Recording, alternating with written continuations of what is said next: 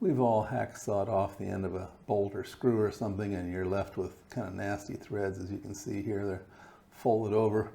You might work it with a bench grinder if you happen to have one. I don't. So typically what I'll do is take a file and start working it.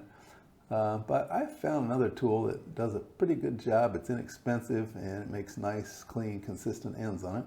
Let's do that. What this is a drill bit sharpener, and I've never gotten it to work well for drill bits.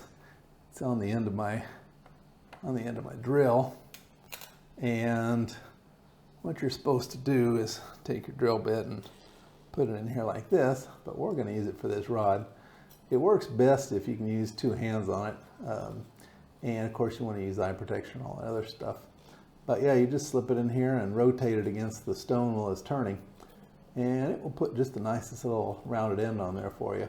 Okay, let's do that.